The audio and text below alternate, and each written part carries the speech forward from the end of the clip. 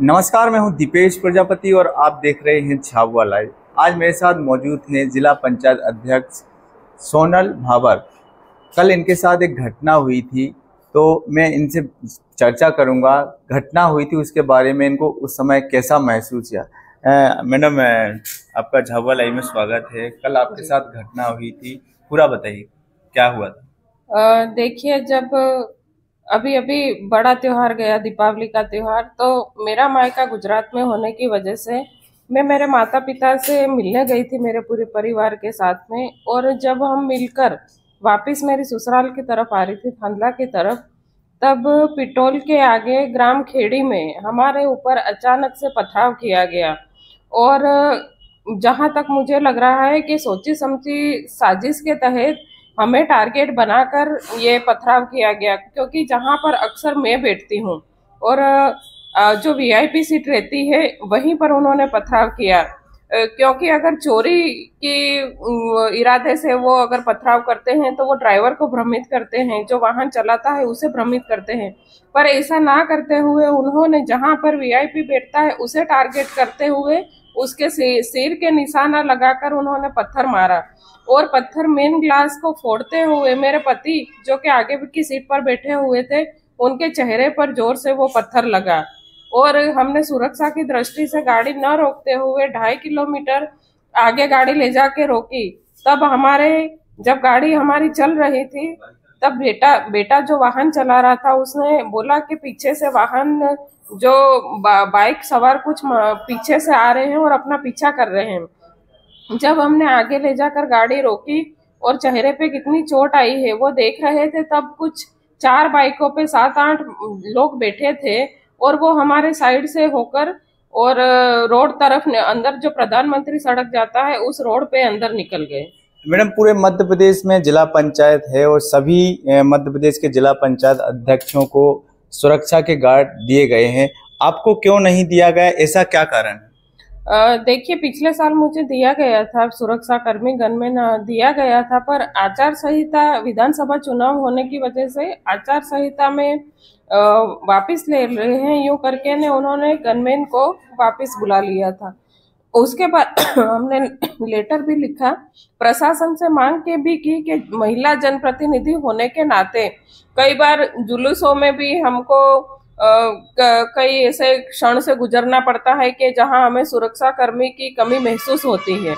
और कई बार अक्सर मीटिंग और कुछ कार्यक्रमों में लेट हो जाने की वजह से भी हमें सुरक्षा कर्मी की कमी महसूस होती है। तो हमने प्रशासन से मांग भी की थी, पर उन्होंने पीएचक्यू में भोपाल तरफ लेटर देने के लिए कहा था, वहां पर भी हमने लेटर दिया।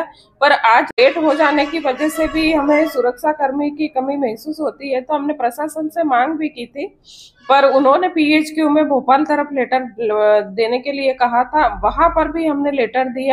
पर आज तक मुझे कोई सुरक्षा कर्मी दिया नहीं गया और प्रशासन की इसी चूक की वजह से आज हमें इस घटना से गुजरना पड़ा। क्या लगता है आपके साथ सुरक्षा गार्ड होता तो ये घटना होती क्या?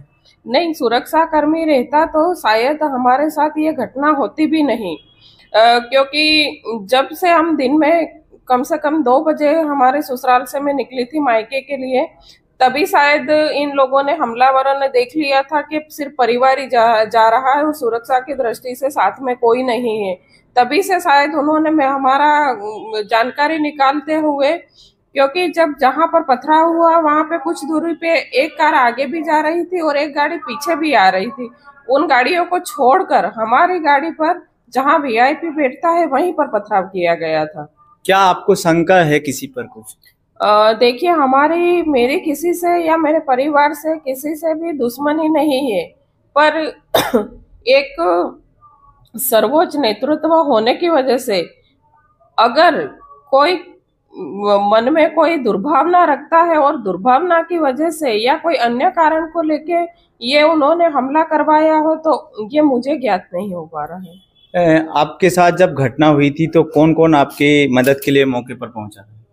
जब घटना हुई तब पुलिस प्रशासन को भी मैंने फोन किया था और पुलिस एसआई मैडम भी पहुंचे थे और टीआई साहब भी पहुंचे थे और वहां के मसूरिया के हमारे सरपंच राकेश बाबर जी वो पहुंचे, उनके पिताजी, उनके माताजी और उनके साथ के परिवार के कम से कम 8-10 लोग वो भी पहुंचे। और जब पिटोल की तरफ हम पिटोल चौकी पे हम थाने पे गए रिपोर्ट लिखवाने के लिए, तब हमारे निर्भय सिंह ठाकुर जी और काना भाई और कुना भाई और 8-10 जने और यूं करके और सारे लोग हमारी मदद के लिए पहुंचे और मेडिकल करवाया गया, मौका मुआयना करवाया गया। आप क्या पुलिस से क्या मदद चाहते हैं?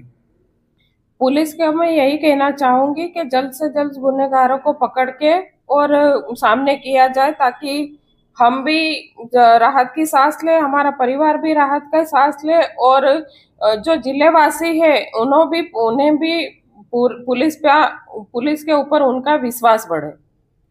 तो देखिए, आपने जिला पंचायत अध्यक्ष सोनल भावर को सुना, इनके ऊपर जो घटना हुई थी उसके बारे में विस्तार से बताया। इनका कहना है कि पूरे मध्य प्रदेश में सुरक्षा के गाइड सभी जिला पंचायत अध्यक्षों को दिए गए हैं, लेकिन इनको नहीं दिया गया है। आपको ये खबर कैसी लगी कमेंट्स करके जरूर बताएं और चैनल को अभी तक आपने सब्सक्राइब नहीं किया है तो सब्सक्राइब करें। मैं हूँ दीपेश प्रजापति, झाबुआ लाइव के साथ। नमस्कार।